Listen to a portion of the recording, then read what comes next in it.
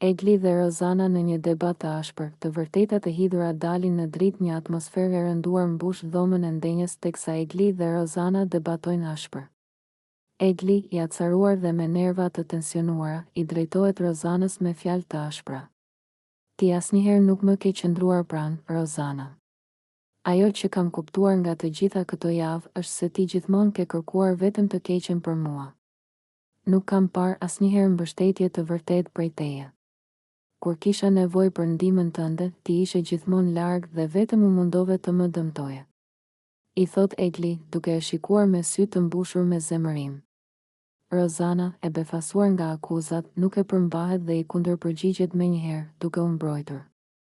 Kjo është absurde, Egli. Unë kam qenë gjithmonë këtu, por ti thjesht nuk ke dashur të shikosh asgjë. Po kërkon të bësh fajtor çdo person tjetër, kur e vërteta është se ti je shumë vetëpërqendruar dhe nuk ke dashur të shohësh asnjëherë përtej vetes. E kundërshton ajo, duke e vështruar me një shikim të ngërthyer. Por Egli nuk e ndalon dot rrjedhën e fjalëve të tij. Ai e ndjen që tashmë është momenti për të nxjerrë gjithçka që ka mbajtur brenda. Po, mund të thoni çfarë të doni, Rozana, por unë e di që kur nuk ke qenë sinqerte. Më ke tradhtuar shpesh me veprimet e tua dhe asnjëherë nuk ke qenë aty për të më ndihmuar, as kur kisha nevojë për diçka që të qëndronte pranë me të vërtetë. Thot Egli, duke e shtrirë duar përpara, si për të treguar se është gati të përballet me gjithçka që ka ndodhur ndërkohë. Rozana fillon të nervozohet, por tani e kupton që nuk ka mundësi tjetër përveç se të mbrojë veten.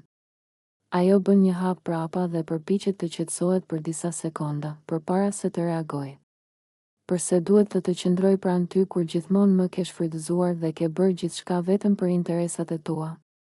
Nuk më ke dhënë asnjë mundësi të jem aty për ty, sepse ti gjithmonë ke pasur një tjetër plan. Kjo është realiteti dhe ti thjesht nuk e kupton. Kjo fjalë shkakton një heshtje të shkurtër, ndërsa të dy janë të mbërthyer në një betejë fjalësh. Egli e sheh Rozanën me sytë e tij të mbushur me shgënjim, ndërsa ajo e ndjen zemrën e saj të dridhet nga tensioni.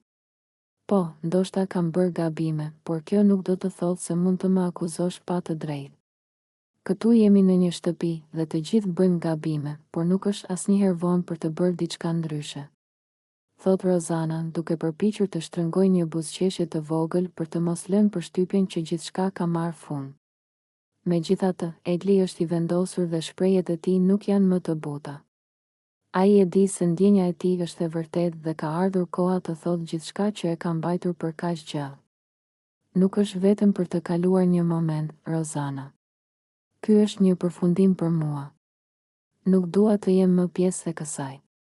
Pas kësaj, ai largohet duke e lënë Rozanën të mbetur dhe të menduar. Konflikti mes tyre ka marrë një drejtim të papritura dhe tashmë të dy janë të ndarë më shumë se kurrë.